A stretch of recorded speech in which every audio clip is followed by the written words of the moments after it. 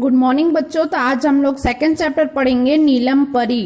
नीलम यानी कि वो परी का नाम है। परी यानी कि जो है, यहाँ पे देखिए ये परी का पिक्चर है ना, हम लोगों ने सीरियल्स और फिल्म में देखी होगी ना, परी यहाँ आती है।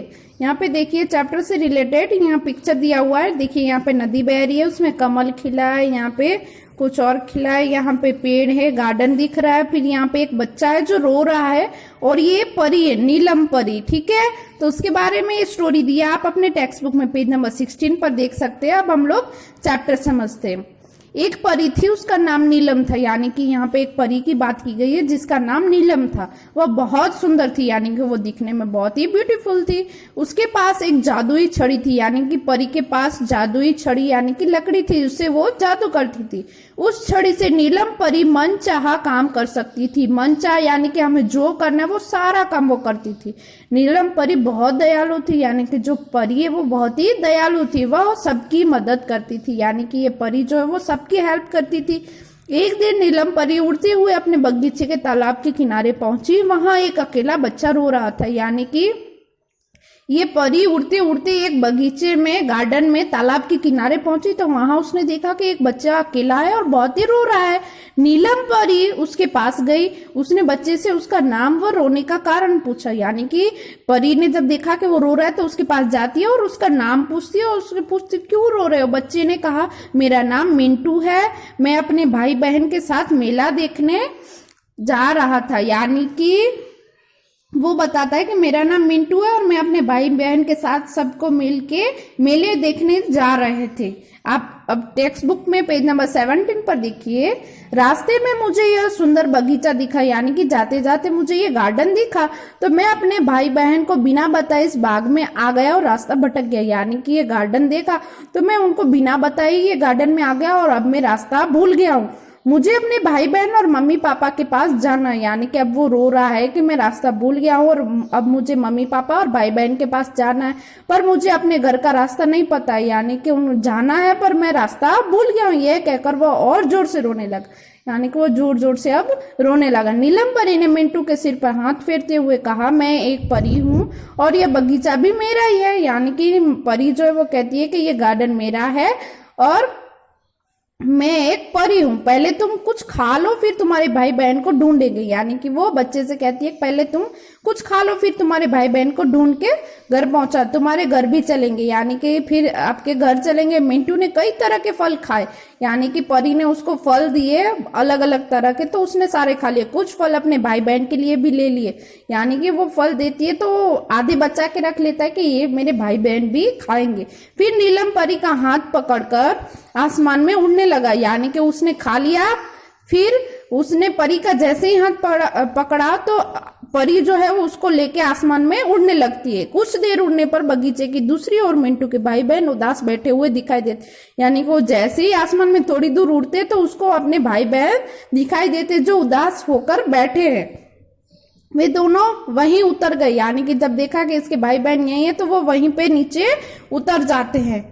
मिंटू अपने भाई बहन से मिलकर बहुत खुश हुआ। यानी कि मिंटू जो है अपने भाई बहन के साथ मिल गया तो बहुत खुश हुए। भूखे थे, यानी कि उसके भाई बहन जो है बहुत ही भूखे थे, उनको भूख लगी थी। मिंटू ने उन्हें फल खाने के लिए दिए और बिना बताए जाने के लिए माफी मांगी।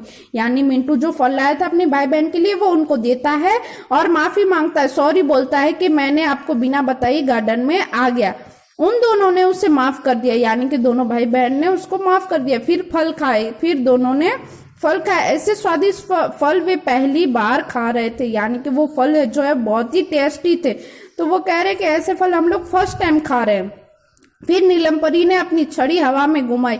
यानी कि परी ने, उसके पास जो जादुई लकड़ी है वो हवा में जैसे ही घुमाती है वहां पर एक उड़न खटोला आ गया। यानी कि वो जैसे ही घुमाती है ना तो वहां पे एक उड़न खटोला आ जाता है। उड़न खटोला यानी कि जो आसमान में उड़ता है।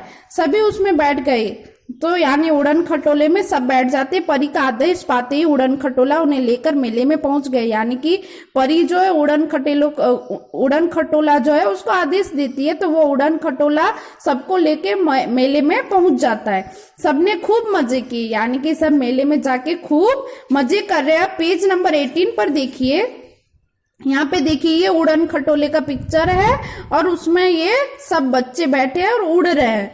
देखिए शाम होने लगी थी, अतः नीलम परी ने कहा, बच्चों अब घर चलना चाहिए। यानी कि शाम होने वाली थी, तो नीलम परी ने बच्चों से कहा कि अब हमें घर चलना चाहिए। वह बच्चे उड़न खटोले में बैठ गए, यानी कि वापिस सारे जो है वो उड़न खटोले में बैठ गए। उड़न खटोला मिंटू के घर की ओर चल दिए, यानी कि उड़न खटोला उन सबको लेके मिंटू के घर जा रहा था।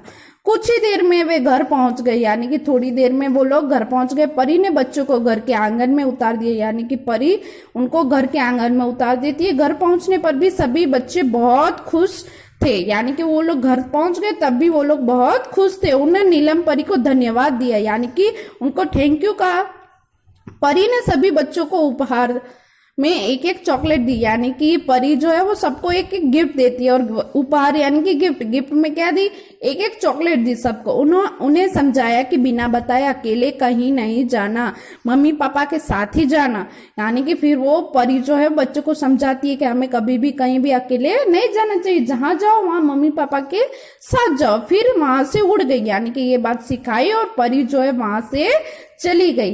तो ये चैप्टर से हमने क्या सीखा कि हमें कभी भी कहीं भी जाओ तो अकेले बिना बताए नहीं जाना चाहिए। जहां भी जाओ अपने बड़े भाई बहन या मम्मी पापा के साथ जाओ, और कहीं भी जा रहे हो तो उनको बता के जाओ। हमें कभी भी अकेले ऐसे नहीं घूमना चाहिए। अगर हम लोग कहीं भी अकेले चले जाएंगे बिना बताए और भूल गए, रास्ता भटक गए, तो फिर क्या होगा, हम परेशान हो जाएंगे, प्रॉब्लम आ सकती है। फिर पेरेंट्स भी तो परेशान हो जाएंगे ना कि हमारा बच्चा घूम गया, उनको भी कितनी परेशानी होगी, प्रॉब्लम्स होगी। तो इस तरह से हमें अपने मम्मी पापा को परेशान नहीं करना चाहिए, और जहां भी जाओ मम्मी पापा के साथ जाओ और उनको बता के ही जाओ। ठीक है, थैंक यू।